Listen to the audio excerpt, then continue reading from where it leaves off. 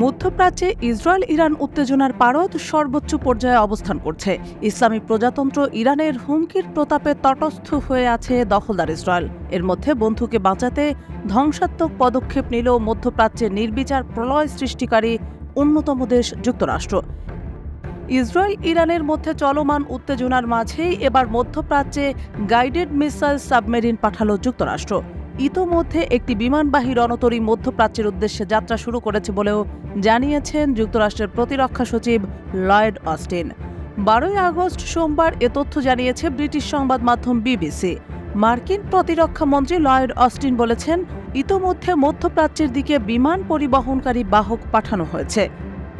ফিলিস্তিনের স্বাধীনতাকামী সশস্ত্র সংগঠন হামাস ও ইরান সমর্থিত লেবাননের সশস্ত্র গোষ্ঠী হিজবুল্লাহর শীর্ষ 2 নেতার হত্যাকাণ্ডের পর থেকেই মধ্যপ্রাচ্য জুড়ে চরম উত্তেজনা বিরাজ করছে।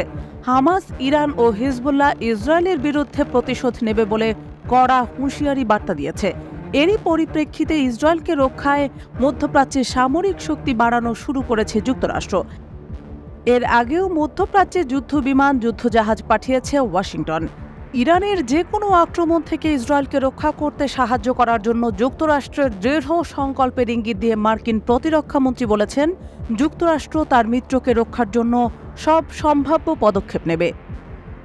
রবিবার মার্কিন প্রতিরক্ষা মন্ত্রণালয় পেন্টাগন জানিয়েছে, মার্কিন প্রতিরক্ষামন্ত্রী অস্টিন মধ্যপ্রাচ্যে গাইডেড ক্ষেপণাস্ত্র সাবমেরিন ইউএসএস জর্জিয়া মোতায়েন করেছে। এছাড়া F-35C যুদ্ধবিমান বহনকারী রণতরী ইউএসএস আব্রাহাম লিঙ্কনের যাত্রা আরও দ্রুত করার নির্দেশ দিয়েছেন। জাহাজটি ইতোমধ্যে মধ্যপ্রাচ্যে আরেকটি মার্কিন রণতরীকে প্রতিস্থাপনের পথে রয়েছে। তবে এটা স্পষ্ট নয় ইরান ইসরায়েলে হামলা নিয়ে সর্বশেষ কী পরিকল্পনা করেছে। ইরান কী ধরনের প্রতিশোধ নিতে পারে তা এখনও স্পষ্ট নয়। এদিকে ইসরায়েলের ওপর আরেকটি সম্ভাব্য হামলা ইরান সমর্থিত সশস্ত্র গোষ্ঠী হিজবুল্লাহর পক্ষ থেকেও আসতে পারে। হিজবুল্লাহ তাদের সিনিয়র কমান্ডার ফুয়াদ শোকর হত্যাকাণ্ডের জবাব দেওয়ার প্রতিশ্রুতি দিয়েছে।